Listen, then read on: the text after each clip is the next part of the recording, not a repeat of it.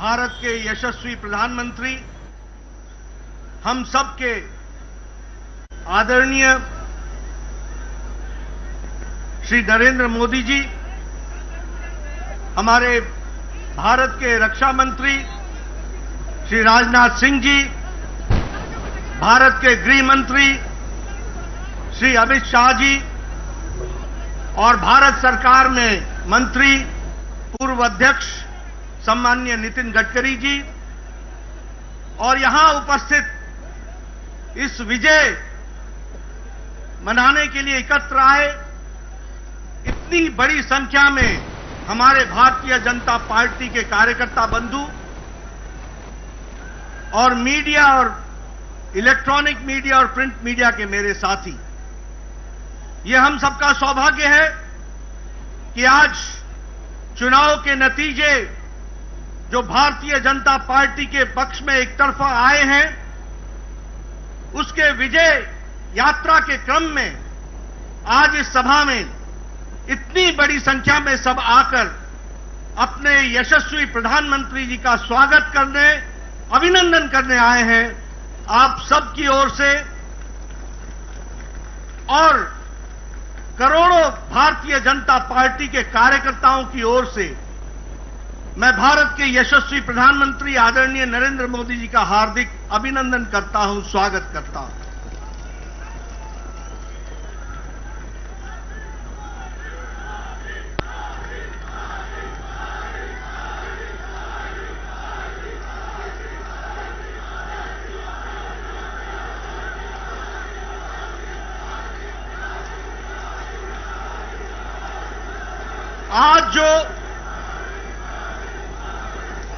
आज जो नतीजे आए हैं,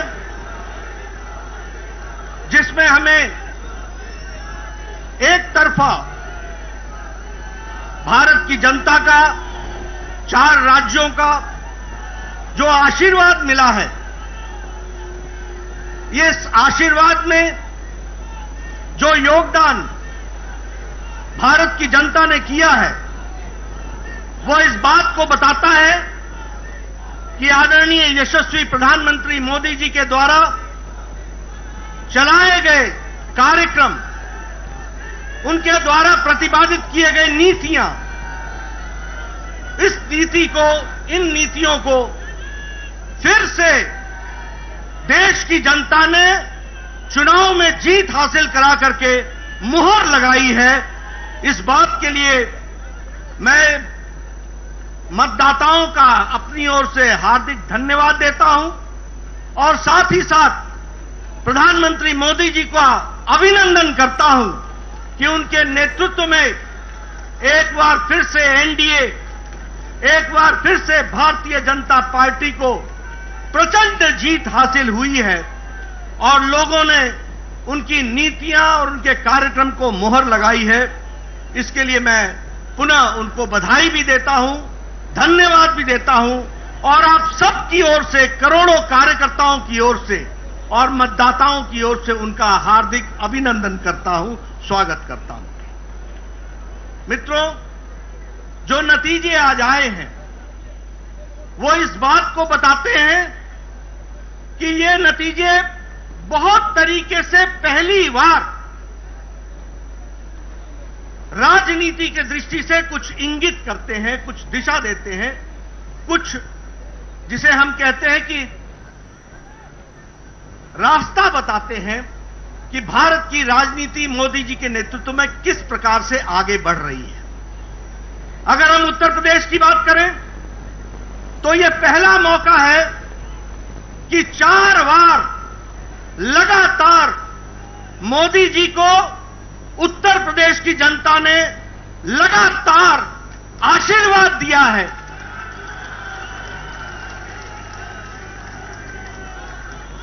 2014 में प्रचंड जीत हासिल हुई थी उत्तर प्रदेश में लोकसभा में। 2017 में प्रचंड आशीर्वाद उत्तर प्रदेश की जनता ने दिया था और हमारी सरकार बनाई थी।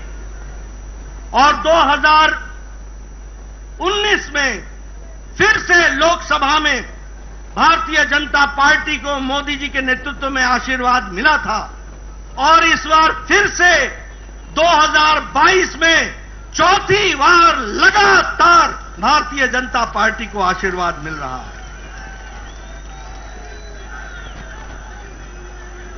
यह पहली बार 37 साल बाद हो रहा है कि उत्तर प्रदेश में लगातार कोई पार्टी की सरकार दोबारा आई है। यह 37 साल बाद उत्तर प्रदेश की धरती पर हो रहा है और हमारा वोट शेयर भी 42% से ज्यादा बढ़कर के आया है। इसी प्रकार हम देखें तो उत्तराखंड जब से राज्य बना तब से हमेशा वहां सरकार बदलती रही, हर चुनाव में सरकार बदलती रही, लेकिन मोदी जी के नेतृत्व में उत्तराखंड का चुनाव लड़ा गया और उत्तराखंड की जनता ने भी फिर से दोबारा और पहली बार दोबारा सरकार बनाई है और उत्तराखंड में भी भारतीय जनता पार्टी को बहुमत दिया गया। अगर हम बात करें मणिपुर की, तो मणिपुर में भी पहली बार विशुद्ध भारतीय जनता पार्टी के बहुमत से अब हमारी सरकार बन रही है। यह परिस्थिति आई है, इसको भी हमको याद रखना चाहिए। और अगर हम गोवा की बात करें तो वहां हम इस बार हैट्रिक बनाने जा रहे हैं, तीसरी बार हम सरकार बनाने जा रहे हैं और वहां भी आदरणीय प्रधानमंत्री मोदी जी की नीतियों का, कार्यक्रम का आशीर्वाद हम सबको मिला है और उसके कारण यह जीत हासिल हुई है। मित्रों, जहां हम आज 4 राज्यों में सरकार बनाने के लिए अपने बहुमत के साथ खड़े हैं, वहीं कल के नतीजे जो असम के म्युनिसिपल बोर्ड के आए, कॉरपोरेशन के, आपको जानकर खुशी होगी कि 80 म्युनिसिपल कॉरपोरेशन में 77 में भारतीय जनता पार्टी ने जीत हासिल की है। और आज वहां भी एक बाई इलेक्शन था मंझोली का, वह भी सीट प्रचंड मार्जिन के साथ भारतीय जनता पार्टी ने जीती है। इसलिए जिसे हम कहते हैं कि हमारी जनता ने मोदी जी को भरपूर आशीर्वाद दिया, एक तरफा आशीर्वाद दिया है और उनकी नीतियों के, उनके कार्यक्रमों को फिर से एक बार मुहर लगाई है। इस बात के लिए हम सबको बहुत बहुत मोदी जी का धन्यवाद देते हैं। मित्रों, चुनाव में एक बात कही गई कि कुछ पार्टियां हमारे खिलाफ जुट गई हैं और इसलिए वोट की मात्रा उनकी बढ़ जाएगी और वो जीत हासिल करेंगे। कई पत्रकार ये पूछा करते थे कि इतनी पार्टियों का जमावड़ा हो गया है, आप किस तरीके से इसको देखते हैं? मैं उस समय भी कहता था कि यदि नेता मिल जाएं और पार्टियां मिल जाएं तो वोटर नहीं मिलता है, वोटर अपनी रक्षा करना खुद जानता है। इस बात को हमको याद रखना।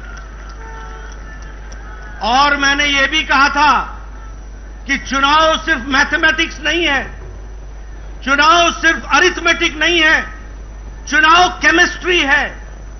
और जब मैं केमिस्ट्री बोलता हूं तो हम सबको यह याद रखना चाहिए कि भारत की जनता, गरीब जनता, वंचित जनता, पीड़ित, शोषित, दलित, हमारी महिलाएं, हमारी बहनें, हमारा युवा साथी, हमारा किसान आज अगर अपनी केमिस्ट्री जोड़ता है तो वो नरेंद्र मोदी जी के साथ जोड़ता है। इस बात को हमको याद रखना चाहिए।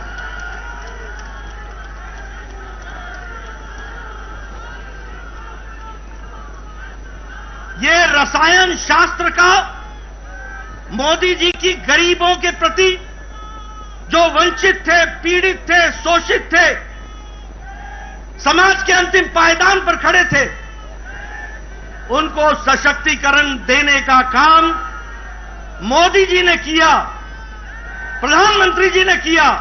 और इसलिए रसायन शास्त्र का गरीब व्यक्ति को, जो वंचित था, उसको रस मिलता है तो वो आदरणीय प्रधानमंत्री जी की नीतियों से मिलता है, कार्यक्रमों से मिलता है। इसको हमको याद रखना चाहिए।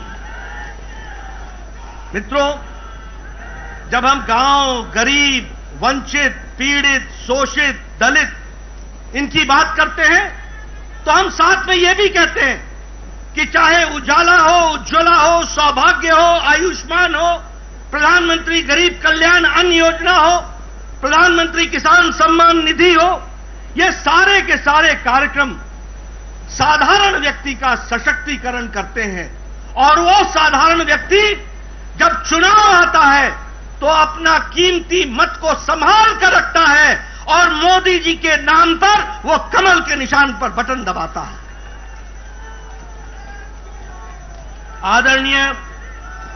आदरणीय प्रधानमंत्री जी ने भारत की राजनीति की संस्कृति बदली है।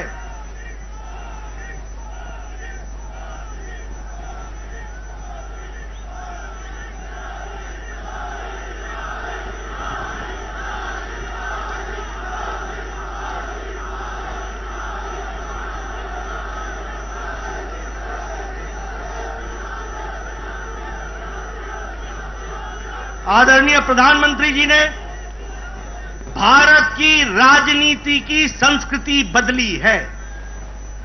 लंबे समय तक एक राजनीति चल रही थी।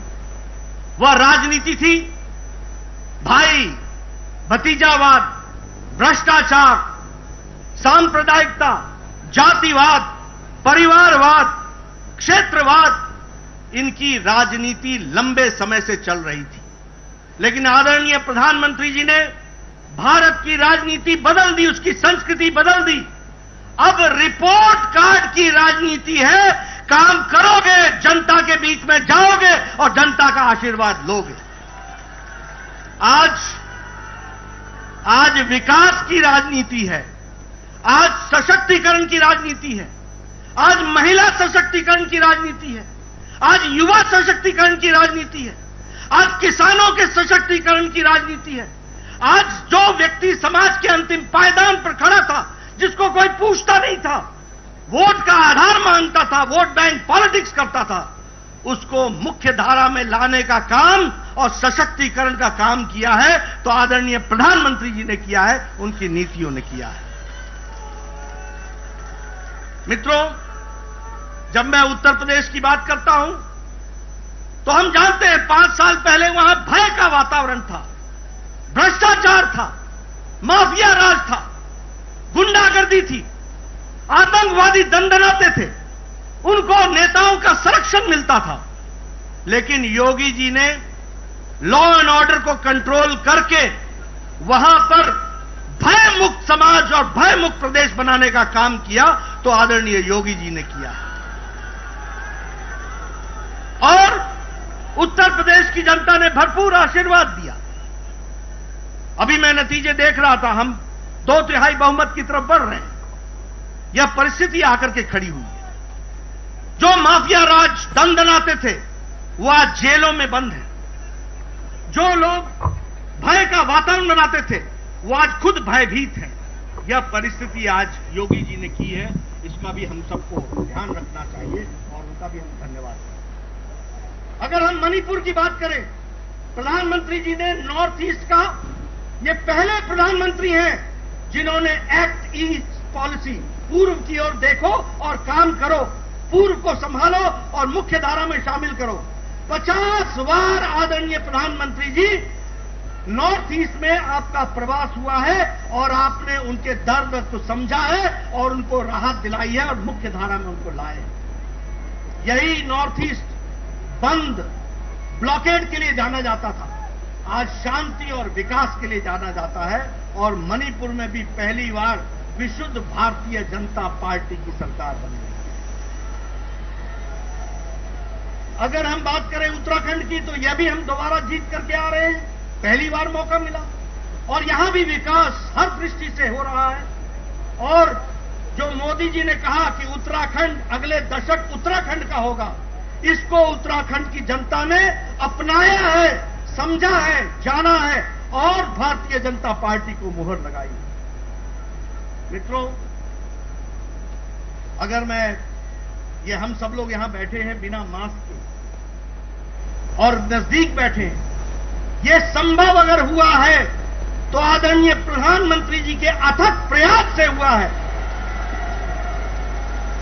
जो 180 करोड़ लोगों को वैक्सीनेशन देकर डबल डोज उनको तैयार किया है। जब पाश्चात्य देश मुसीबत में अपने आप को पाते हैं तो 130 करोड़ का देश मोदी जी के नेतृत्व में सुरक्षित दिखता है। इस बात को भी हमको याद रखना चाहिए। आर्थिक स्थिति में जो विकास हुआ है कोरोना के पश्चात, आज भारत की आर्थिक स्थिति जिसको दुनिया के मान रही है कि एक फास्टेस्ट ग्रोइंग इकोनॉमी के तरीके से आगे बढ़ रहा है, यह भी दूरदृष्टि बताती है हमारे आदरणीय प्रधानमंत्री। आज हम सब लोग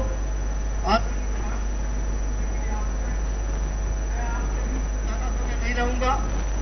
मैं इस मंच से जहां आदरणीय प्रधानमंत्री जी को धन्यवाद देता हूं, सभी केंद्रीय नेताओं को धन्यवाद देता हूं, सभी हमारे प्रदेश के नेताओं को धन्यवाद देता हूं, वहीं मैं अपने करोड़ों करोड़ों कार्यकर्ताओं को बधाई और धन्यवाद देता हूं। कार्यकर्ताओं ने जमीन पर जाकर अथक प्रयास किया। क्या नेता, क्या कार्यकर्ता, क्या विस्तारक, क्या हमारे प्रवासी कार्यकर्ता, सबने अपना पूरी ताकत लगाई और आपकी जमीन पर मेहनत रंग लाई और मोदी जी की नीतियों को वोट में परिवर्तित करने में आपने अपना योगदान दिया। मैं आप सबको भी इसके लिए बधाई देता हूं और धन्यवाद देता हूं।